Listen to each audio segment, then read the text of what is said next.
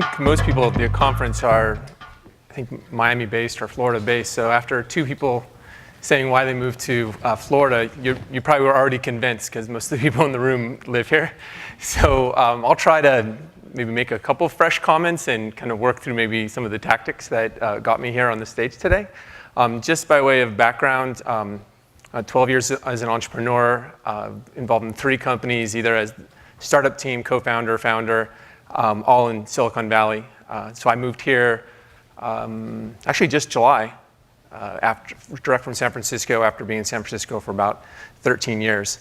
I've been investing as an individual investor, much like Mark, and probably for similar reasons that he is an individual investor. I've got kind of 3 flavors of investing. Seed investing, I do have 20, so I think I'm getting to the point where I have enough coverage. I've been doing it for about 6 years, and here's another good thing is I've already had enough exits to return all of my capital, so it's already house money. So I'm feeling really good about the portfolio. I try to do about 4 to 6 a year and target about 100 to 150,000 a year to keep a little for those follow-on investments, which is really important so you don't get totally crammed down in the as the company raises more money. And then the last is my favorite thing, is probably one of the most important reasons why I'm here, is really the concept of being a company builder. I've always been an operator in the businesses that I've been involved in, and the biggest thing that I bring to an investment is my operating experience.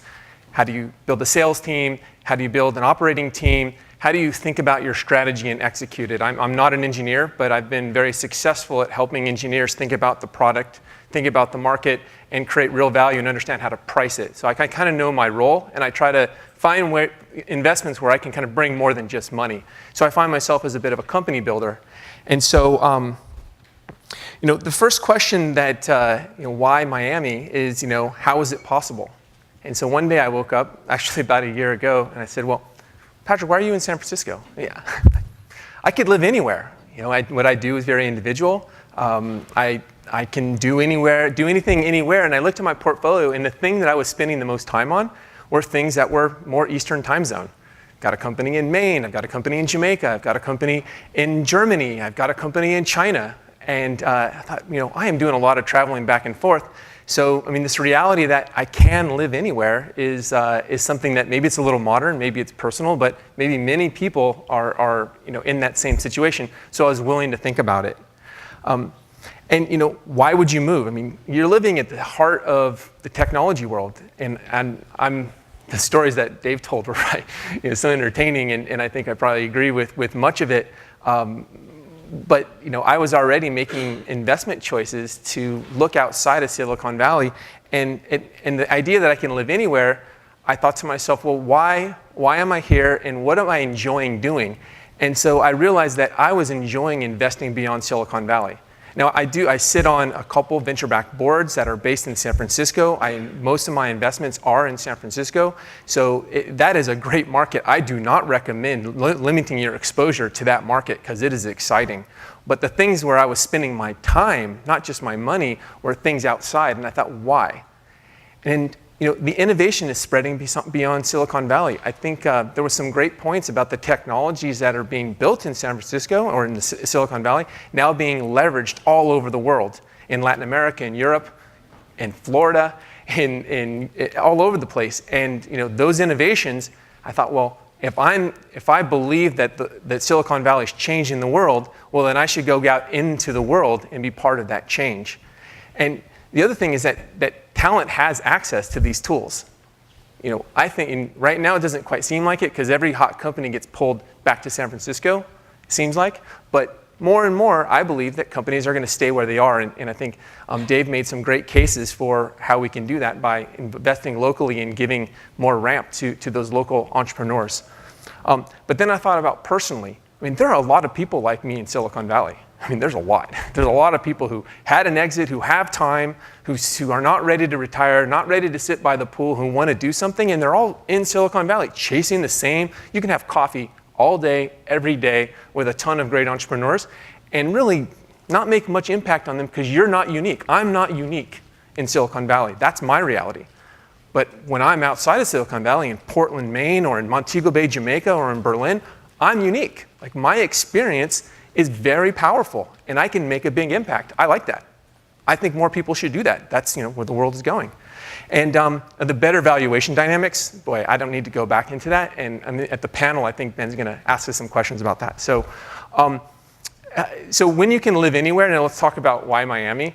Here are my criteria. This can get a little tactical. So I looked around, I said, well, what are my key criteria? I said, well, world-class city with highly connected airport. I was not going someplace that I couldn't fly anywhere on a direct flight, no matter what. That is a game stopper for a person like me. I mean, there's direct flights to Berlin on Air Berlin. I got 8 dailies to New York. I've got 6 dailies on American Airlines to San Francisco. I can get anywhere around the world from Miami. Oh yeah, so Eastern time zone, and then cosmopolitan progressive culture. That was the other thing. Like, I wasn't going to move to some podunk place, even if it had a great airport. I want to be around exciting, multicultural people who are interested and innovative, right? Those are my 3 criteria. And so when I looked at the map, I said there are 4 options, because I wasn't willing to leave the US.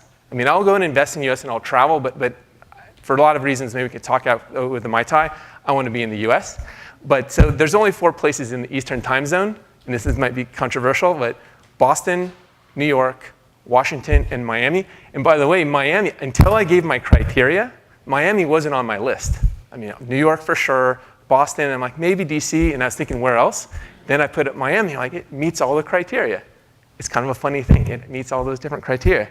So for me, obviously, since I'm here, Miami was the winner. And so, why? So, it's this great location. It is a vibrant culture. I came down here, I started meeting people. It's an incredible culture, very important. It's outside of the bubble. Like, New York and Boston, you're still in the bubble. You're still kind of in that mentality.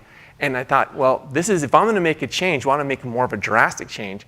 So, and then the last kind of winning criteria was the global perspective.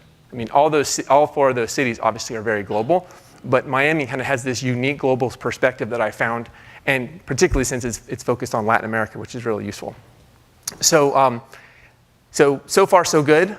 What I expected, easy flights, time zone, lifestyle, interesting people, all that stuff, right? But what surprised me is that there's so much more, absolutely so much more. Number 1, I've already invested in my first local company, sitting right there, Olivier right there, Grinda. Company's Home 61. Please stop by. I'm sure it's closed now, right? You have up until midnight. Until midnight, maybe a little bit more. But I was really impressed with what I found, and it is absolutely, I did not move here to invest locally. But I found some very interesting opportunities. In a pretty short amount of time, I found a great opportunity disrupting the real estate market. That is a market, Miami is a sophisticated real estate market. We have a sophisticated entrepreneur bringing real technology. There's a good chance that they can actually do something unique here that maybe couldn't be done somewhere else because of the local expertise in that type of business. So I'm really proud to have been able to find a first investment, and surprised, much like Mark, a few that are queuing up nicely. The emerging tech scene, I think that's already been covered, but I've been really, really pleased with that. It's not a small thing, the new arrival community. I mean, it's almost like when you get off the plane from New York or San Francisco, somebody identifies you, grabs you, and gives you your little check-in card. Oh, you're going to go meet so-and-so and so-and-so and so-and-so. What a great welcome. I'm calling it kind of the expat community, because we do feel a little bit like foreigners in Miami, a little bit. Yes, the Matt Hackman welcome wagon, which is super appreciated. And then the other thing that surprised me is just this, the increased opportunities in Latin America. I wasn't particularly focused on Latin America, but I see amazing opportunities, which has been a big focus of this conference. So I was supposed to talk about investing globally from Miami, and I got just about a minute, so maybe I can just hit a couple on this checklist. So when you're in Silicon Valley, you do have pretty much blinders on to the opportunity, and it's hard to look beyond kind of Northern California. Just being here for whatever 9 months, the barriers to identifying opportunities outside of the valley, or even outside of the United States, are lower. And also managing those investments is more attainable. Like, I have a business in Montego Bay, Jamaica, very hard to get to from San Francisco. Here, I could do day trips or overnight trips. In Berlin, I can just spend more time with my opportunities from here, much harder to from San Francisco, and that gives me, makes me more open to making more investments and spending more time in the region, which is something that probably is important for Miami. Different set of problems.